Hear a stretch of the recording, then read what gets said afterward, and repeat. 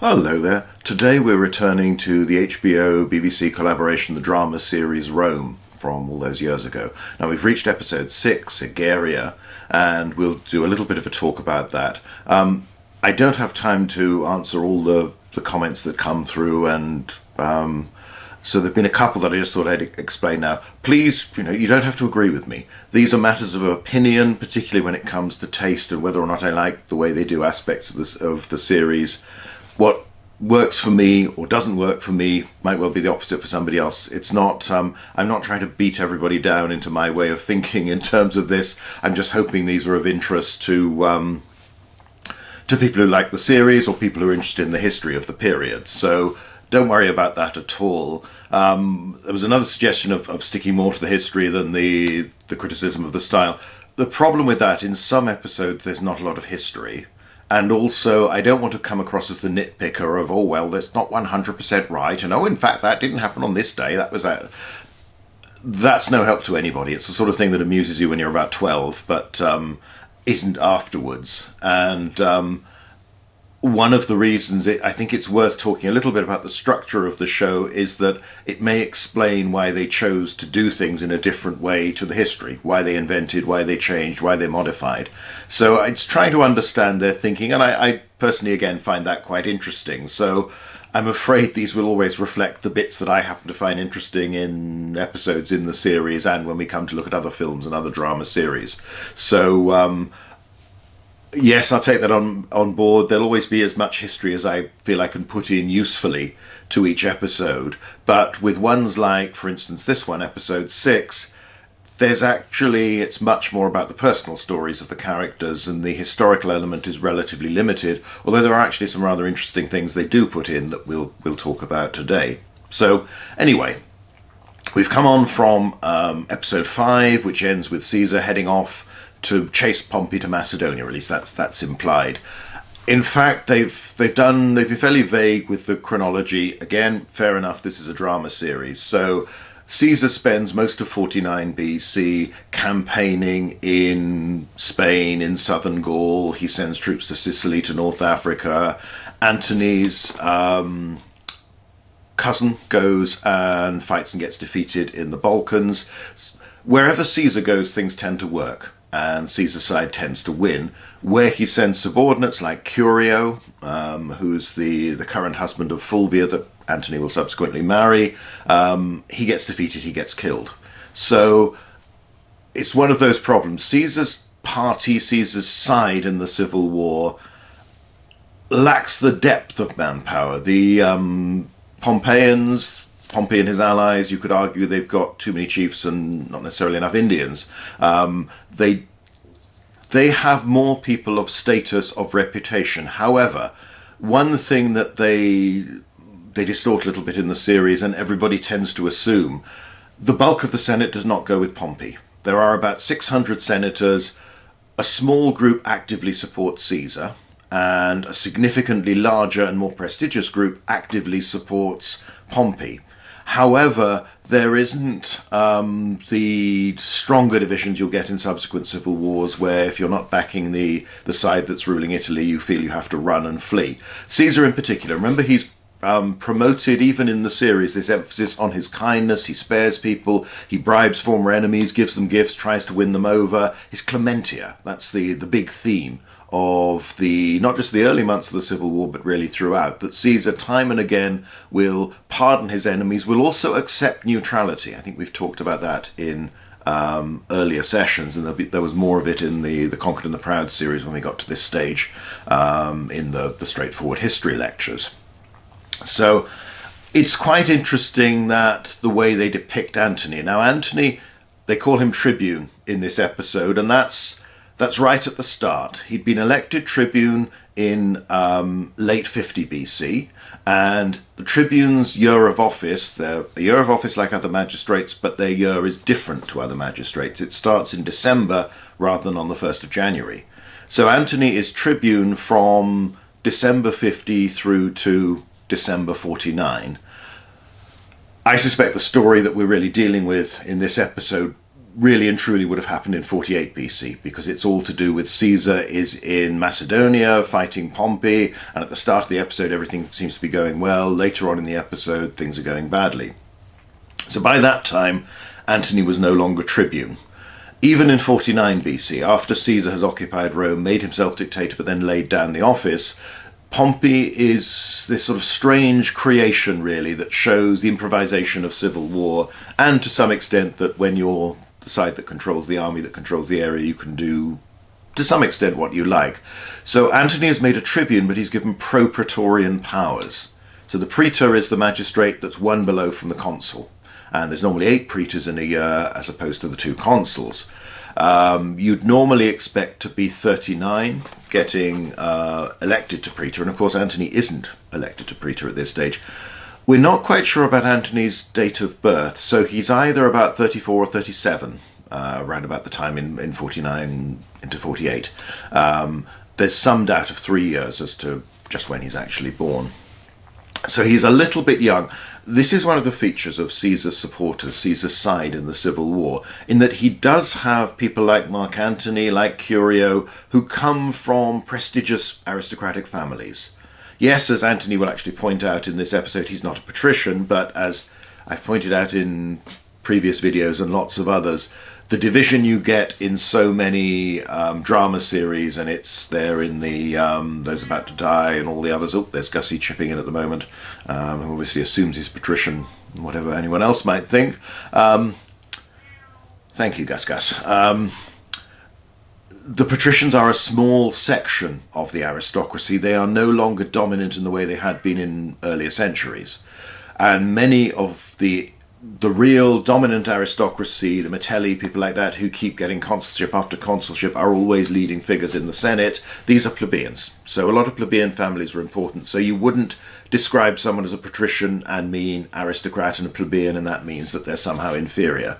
So there are lots of, Brutus is another one, important, prestigious plebeians around at this time, and have been for a long time. They are really the majority of the dominant aristocracy.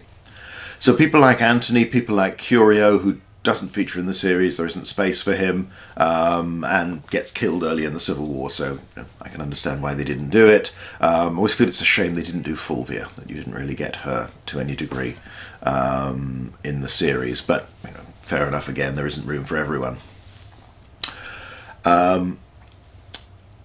With these people, they are from good families, but they are a little bit young. Both of those two, Curio has been tribune the year before Antony.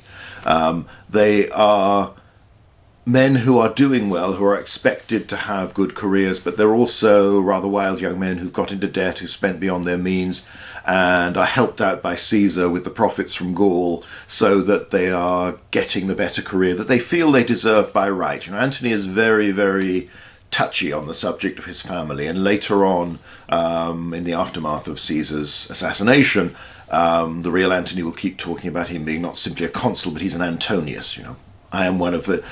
This is a family that matters. We're so cool we don't even need to have 3 names. We are simply Antonius, and that means you have to listen to us. We are important. We're not Julius Caesar or anything like that. He's more like Pompey in terms of having just the Gnaeus Pompeius as his proper names. There are a few, and they can make this, what at first sight would seem like a less distinguished thing, they can actually make it as a sign that they're special, that they're better than other people. So Antony is made tribune with pro-praetorian powers and is left in Italy to govern things, administer things, while Caesar goes off to fight the war.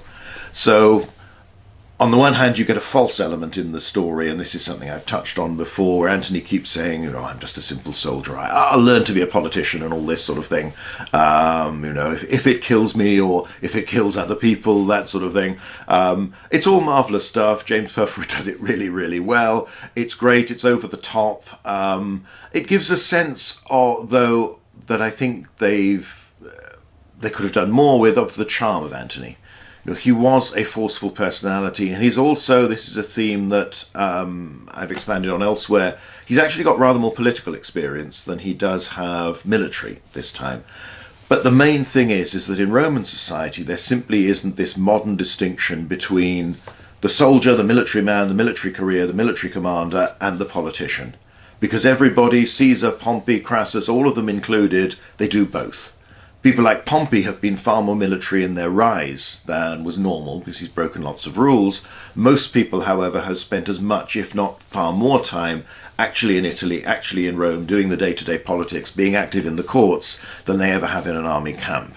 And there simply isn't that distinction, which is very much a modern thing, and in the British and then American tradition has a lot to do with the 17th century, the English Civil Wars, and the rule of Cromwell and the major generals, and this emphasis that after that we would keep political life and political leadership very, very separate from military leadership, and that the army should be apolitical.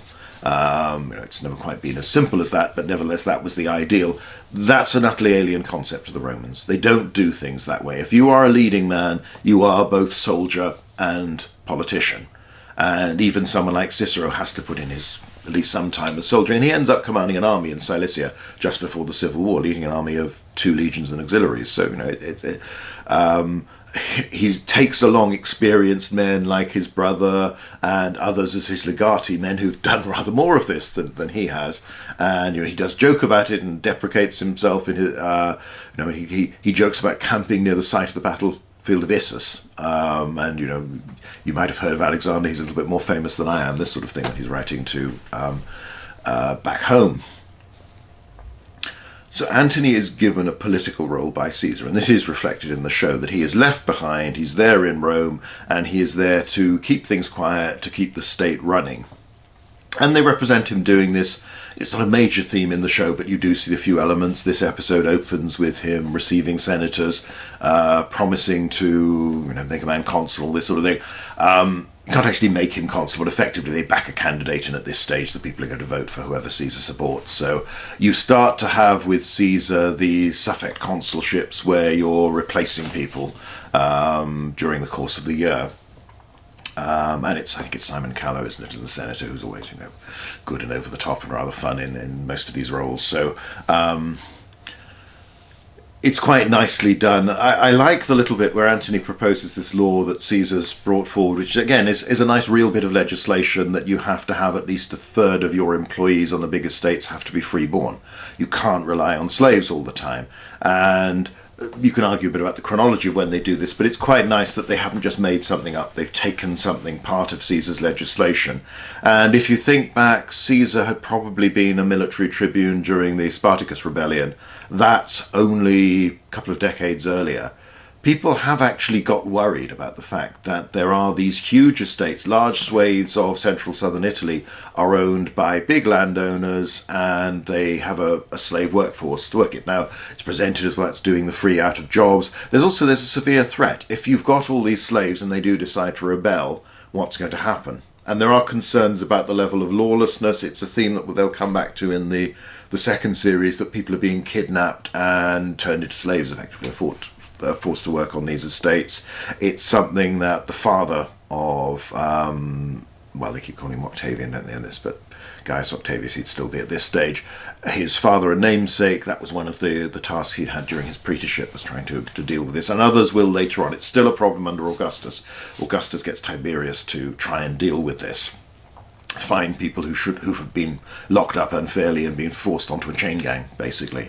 So it's a real concern. It's a reflection of Caesar, is that you can see throughout his career at different stages, he proposes quite a lot of legislation that would be characterized as popularis, but it is sensible.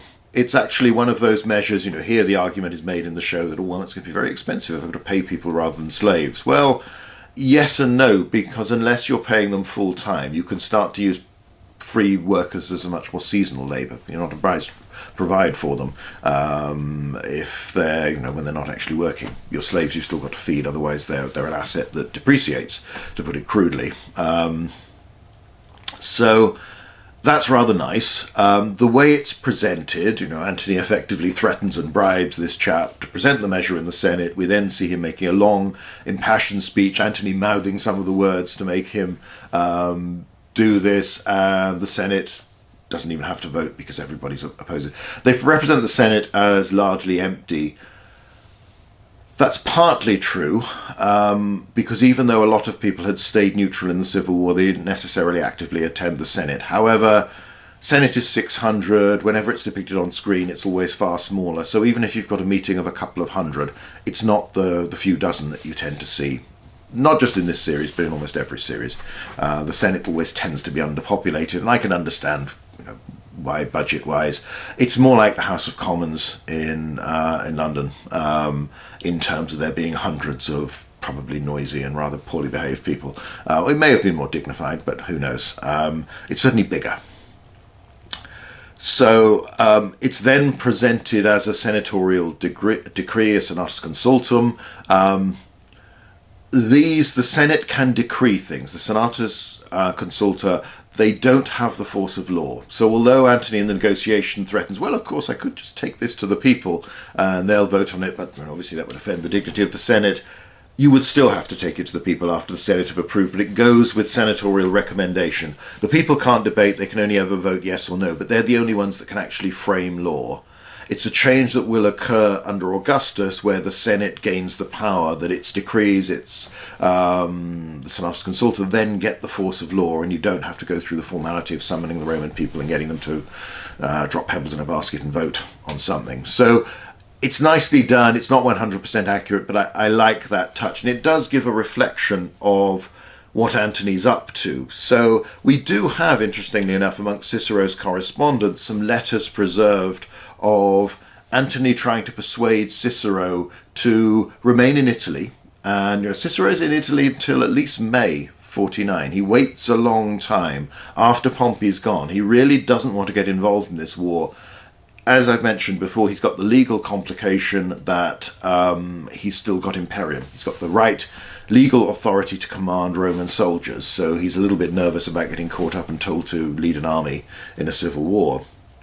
But he also was hoping for a triumph, although he has to give that up pretty soon, because he's just come back from Cilicia as the war's been brewing up and when it explodes.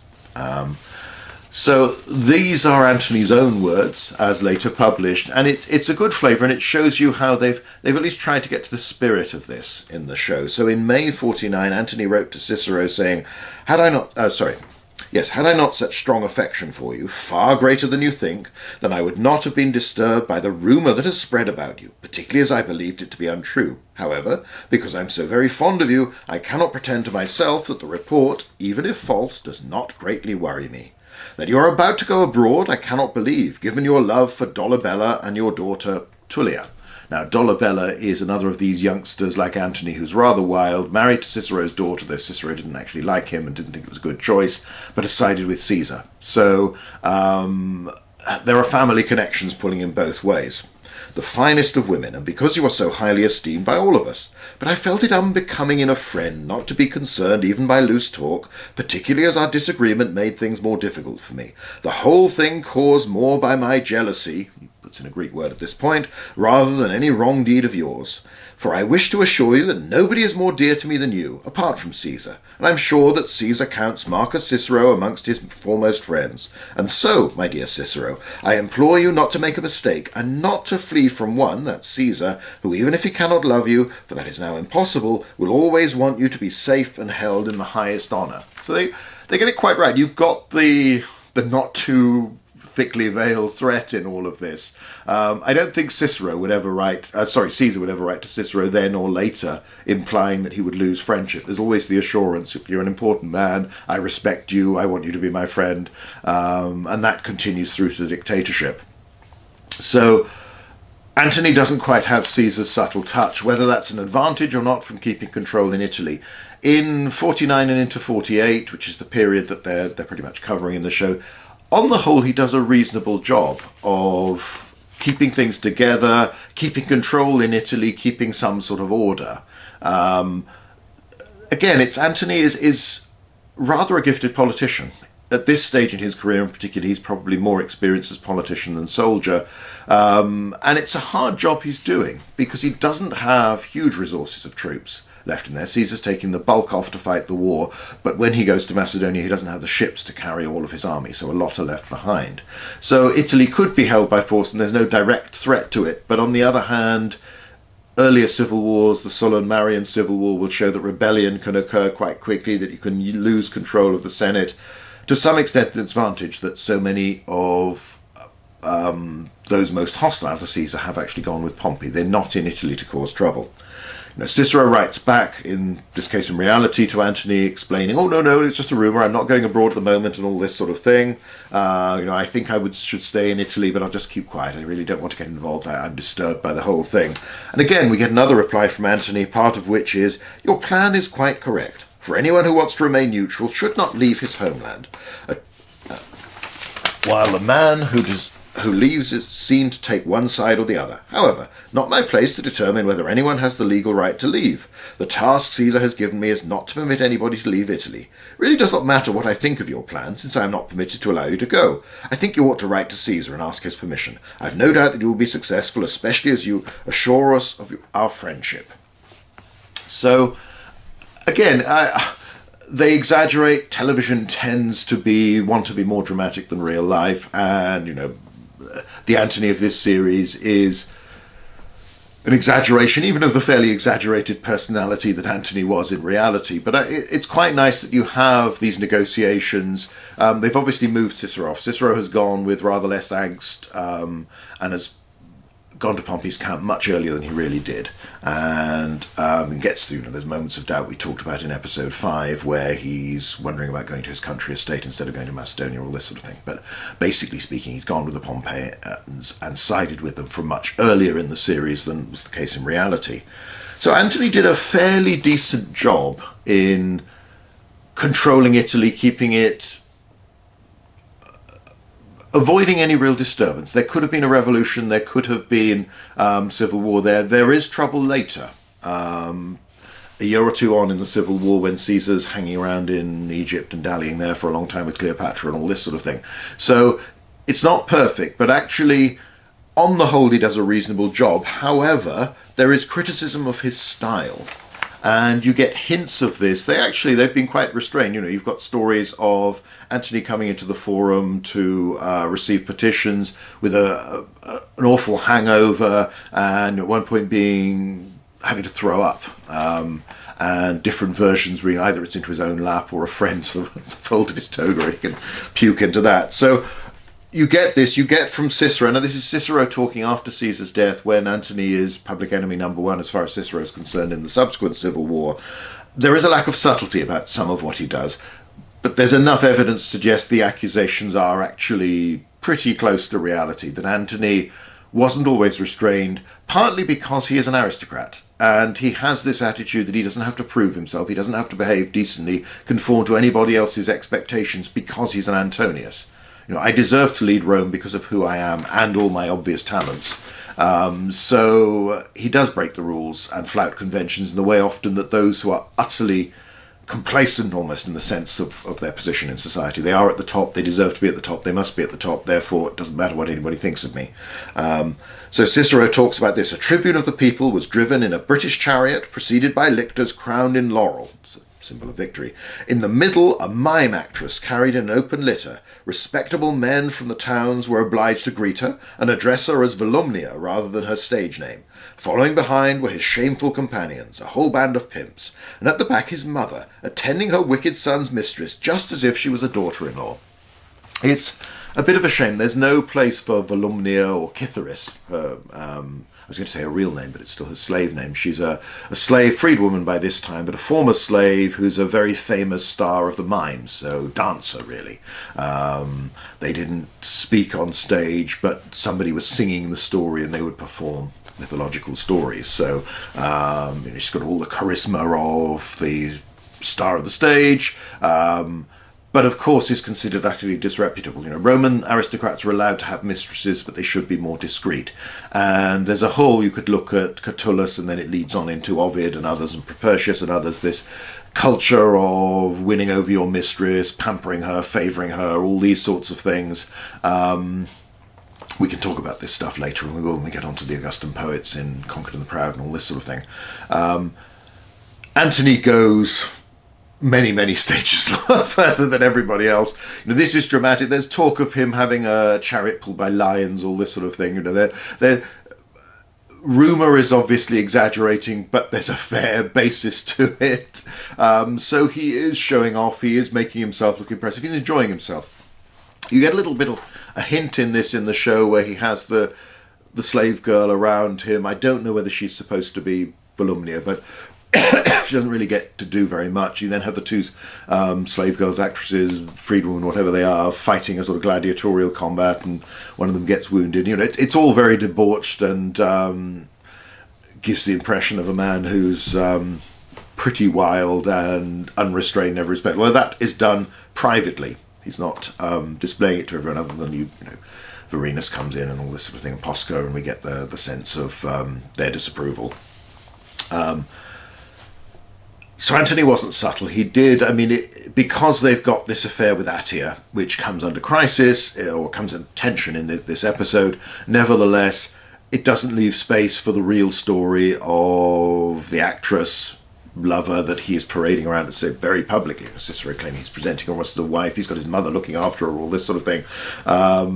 And it is a big deal. But she has been, you know, other prominent people have been interested in her. She's a famous courtesan, really, of the period. And other aristocrats, including people on the other side, have courted her favours as well. So Antony wins and then shows her off and shows himself off. But for all this, for all the moments of vulgarity, and there might be an element where even Caesar thinks, well, it'll make me seem better when I come back, that I'm far more respectful and restrained. On the other hand, Antony is his representative, so it's probably just Antony is an Antonius. He's a true aristocrat. He's not as old as he should be to really be leading in Rome, but he's, you know, in his middle 30s. He's getting to the point where people can take him seriously in a way they wouldn't a man in his 20s. And lots of Caesar's followers are very young, so whatever their family, it's hard to use them in these senior roles. So he does seem to do a reasonable job, and they give hints of this. Again, historian in me would like more of that, more of the politics, more of the war, but I can understand it's a show that's not doing that sort of thing. And on the whole, the focus of this episode is very much the personal stories. So we get a lot of Pullo and Varenus. Now, that's always great as far as I'm concerned. Things come alive. They're lots of fun doing whatever they're doing. You get Varenus and Niobe, his wife, his sister-in-law, now that Pullo and the young Octavian have bumped off her husband, the former lover of Niobe, all this sort of thing. So you've got those complications are working their way through. We don't see anything of Pompey, of Cato, of Cicero, Brutus, Scipio, those people. They don't appear at all. Caesar appears just briefly later on in the episode, as we'll see in a moment, and Servilia barely appears until the very end. We have quite a lot of Attia, Octavian, and Octavia. And we get quite a lot of Antony. Posca's there, but it's very much, it's storylines developing, playing out, a lot of character stuff. Lots of it's quite fun. It's the Civil War is background, really. So it starts off with a Civil War element of Antony trying to control things, trying to get things done on Caesar's behalf. And as I say, it doesn't do that bad a job. Bit exaggerated, but again, you come back to, you know, somebody parading around in a British chariot. Again, that scene is exotic and weird. And of course, Caesar's only been to Britain just a few years before. Antony wasn't with him at that time. There's no evidence he went there, but nevertheless, you know, again, it's part of the spoils that have come back, parading around with your actress lover and all this sort of thing. And the fact that Antony involves, that they've got the dwarf and all this sort of thing, the idea that he's surrounding himself with not with the wrong sort of people, the people that he enjoys, and he clearly did enjoy the company of theatrical folk. And there may be an element that someone as exuberant as Antony likes that emotional, dramatic, people who to some extent live their lives as performance, and also likes the glamour of it. You know, these are famous names, so that's something that has an appeal in any day and age. It's a proof that, well, I can do this because I'm an Antonius. You know, it doesn't matter what I do, I am still a noble of the nobles and an aristocrat of the aristocrats. I deserve to be leading. So, and anyway, personally, I don't care what you think because I'm me and I can do whatever I like. So all of that's interesting. All of that's rather well done. There's lots of stuff in this episode are the sort of things that we can't really talk about in a family-based YouTube channel like this, because it goes full on HBO. in quite a few elements. So there's lots of sex, there's lots of nudity, and we're not going to talk about that sort of stuff. The big crisis thing, really. I mean, you have Arenas' sort of worries about his conscience and what he should be doing and all this sort of thing, but it comes to a head. In Caesar's only appearance, you see him composing a letter that's sent to Antony, saying that, first of all, things have been going really well. He'd been chasing Pompey around Macedonia, but now Pompey's got more legions than him. He's got 10 legions, outnumbers me, and I'm the one being chased. I need Antony to come. And he says, bring the 13th. There are actually more legions than that in Italy. The strategic situation in reality was that Caesar could only take a small proportion of his army across to Macedonia. Now, if you remember, I think I mentioned this last time, in 49 BC, when Pompey actually leaves for Macedonia, Caesar gets to Brundisium, has some fighting there, which they don't depict, but doesn't have the fleet to follow him. He simply doesn't have the ships to transport his own men, because Pompey's taken them or destroyed them. What's left. So that's why Caesar goes off and deals with the Pompeians in Spain and elsewhere.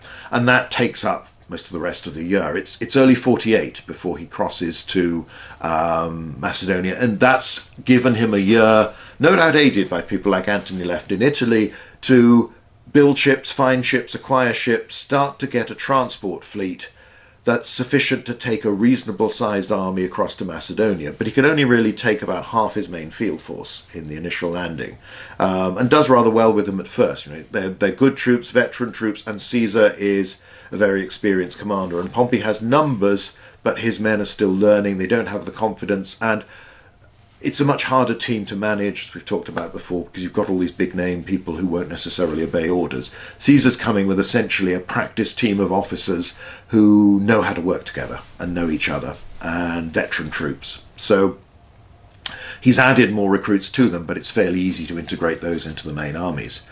What Caesar doesn't have is a large fleet of warships. He's got enough transports and a small number of escorts to get the people across.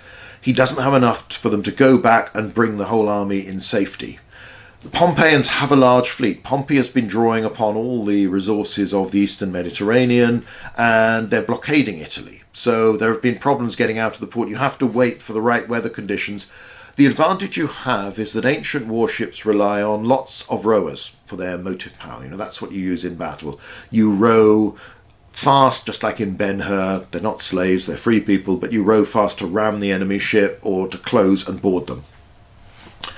You don't fight battles under sail. But those crews are very large in proportion to their size. So a quinquereme, the five-decked ship, team of rowers is 5 men. It's got 3 banks of oars. Probably, anyway, that's the best interpretation. These have crews of pushing 300 men in a very small area. They don't have the space to carry food, to carry water that you need. So these fleets have a very limited active time. You almost need to think of them more like aircraft.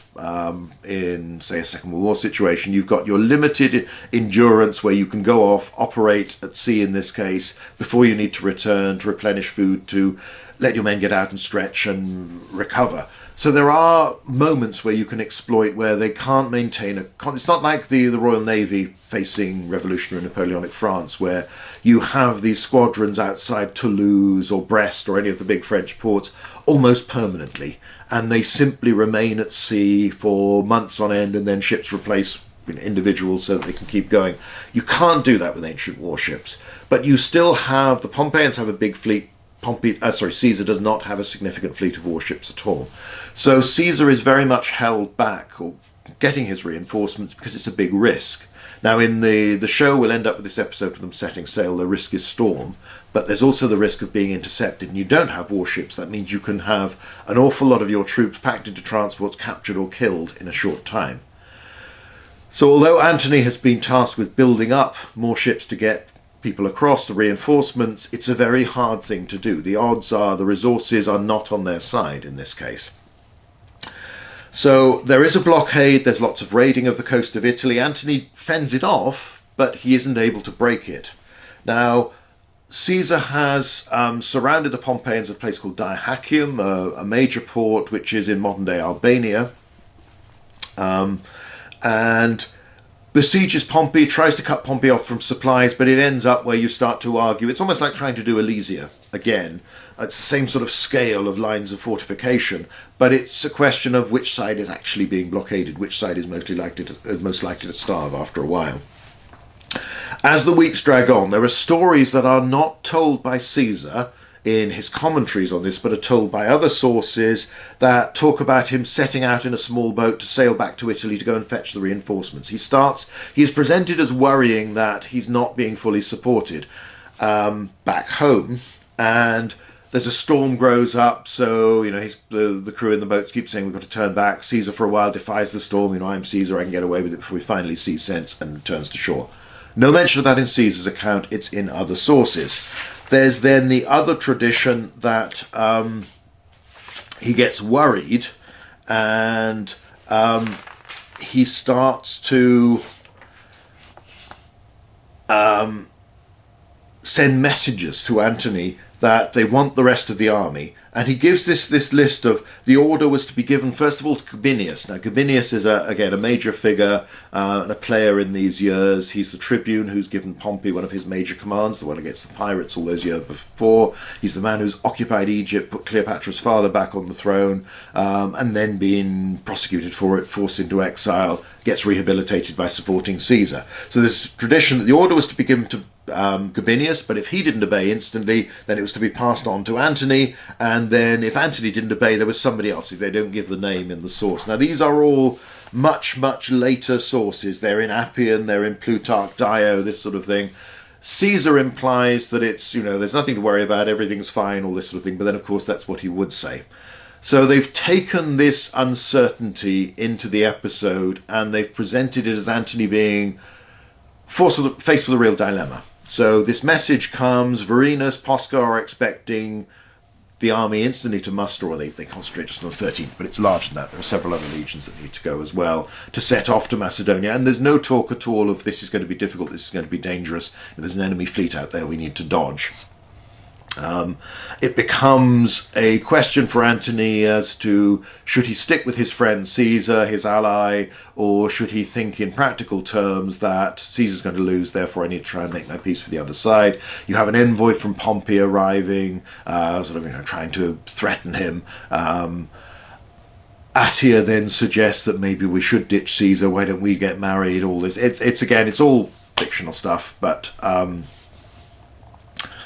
before Antony rejects her, slaps her around a bit. I mean, it gets one of these sort of slightly nasty scenes again, and then at the end of the episode is that Antony decides to go off, musters the army, right, we're going off to Macedonia, and you see them marching along that bit, I think it's always a bit of the Appian way, outside Rome, and it's a scene they've used lots of times. It's just the 10th, not the 10th, 13th represented. You've got Pullo there, you've got Varenus, and then various A and other extras. And they do these quite nice marching column scenes. The legionaries have got their pack satchels suspended from a stick. It's again, the reenactors have come close to working out how we think they did this, but it's always been hard to understand from the representations on Trajan's column, which was pretty much all we had. Exactly how it was. The main thing to remember is, unlike a modern soldier who can clip a pack onto webbing, Romans don't have that sort of thing. A legionary doesn't have straps, webbing, belts and things over his armour, so therefore you've got nothing to clip it onto, and you want something you can drop quickly if you need to fight. So that's quite nicely done. It ends that way. They've taken this, so there are sources that suggest there's some sort of doubt on Caesar's part. There's not a lot suggesting that actually Antony's that concerned about, thinking, oh yeah, Caesar might lose, I might need to change sides. And I like the way he's presented, as even though he worries about it, he sort of ponders for a bit and it makes Varenus concerned and frown and all this sort of thing, but actually he sticks with Caesar, he sticks with the man he knows and trusts. So the times when you feel, I'm glad they represent him that way, because that's my feeling of closer to the real Antony. I don't think it was too much of a dilemma for him. I think the basic problem was the practical one of actually getting there without being intercepted and destroyed by an enemy fleet en route. That's the thing that holds him back, rather than concerns about Caesar might lose. So there's lots of other stuff in the episode, but as I say, much of it, you've got Attia's gift to Servilia to try and patch up relations at the end is not the sort of thing that, personally, I don't particularly want to see on screen anyway, not my cup of tea, but It's not something we can talk about on this. We've got Pullo assisting Octavian to, it's a little bit odd. There's a nice element. He appears later in the episode without the bulla around his neck. He's in I think it's supposed to be an adult's toga, and his mother talks about him having become a man properly and all this sort of thing. But it's not quite how it was done, and why it was done in that way. It's more of an age thing and then a ceremony, and that's not quite the toga of manhood because it's coloured and all this sort of thing. But again, understand why they're doing things costume-wise and all this sort of thing. Again, it's an episode that's not so much about the high politics or the Civil War, although that's what I've emphasised. It's personal things, but because it's the sort of personal things that there's lots of sex in this one, it's not really stuff we can really discuss profitably or with any great use. This becomes human stuff. I don't quite buy how they present certain things, the trip that Pullo takes Octavian to the brothel and all this sort of thing, and the sort of casual assumption of how these various things work. It's okay, but there are elements where you think may have happened, Anyway, I don't think we need to go into that at great detail. Most of the other stuff, as I say, is personal, is the sort of soap opera element. So this is another one of those episodes that's more about the characters than it is about the politics than the Civil War. It has the same strengths and weaknesses in that respect as the series in general, in that there are some things that they do and they think about in the way they act that you don't think is that Roman, at least for this period, and there are other aspects where you feel this is distorting the real characters and what we know about them, and of course ignoring various, a lot of people, Attia, Octavia, are both married at this stage. In reality, we don't get Volumnia, Cytheris, this sort of thing. But nevertheless, it's a TV show. They have to simplify. They have to go with their characters. So it works. It moves the story on. We're then getting up. We're moving away from a point where we've had nearly all our characters concentrated in Rome. We're going to spread them out again, but we're going to get Pullo and Vorenus to the theatre of war, and there's some nice stuff to come. There's one of my favourite scenes of the whole series coming, I think, in the next episode, so I'm looking forward to that. So that's episode 5, and that's episode 6, not episode 5. Gosh, I'm getting confused already. We're into 48 BC, we're further into the Civil War, lots more going on. We'll keep on with this, we'll do the first season, and then I think we'll take a break before I do the second series. Because there's more problems with the second series, but also, we can have a bit too much of the same sort of thing month after month. Next month, if I can get organised, I'll actually take a break from this, and our sort of film TV review will actually be a Thermopylae special. So we're going to look at the relatively recent cartoony style film 300, and then the much older, more conventional epic 300 Spartans, and look at the two and how they present the battle, because I've got to the stage where I'm writing about that in my book about Athens and Sparta at the moment. So it seemed to make sense, and something to do. And I think Netflix have also said 300's going in about 2 weeks' time or something like that. So I better make the most of it while I can get it. So that will be coming next month. There'll be another week of questions and answers as well next month, as well as some of the straightforward history ones. So anyway, that's it for today. Thanks for watching.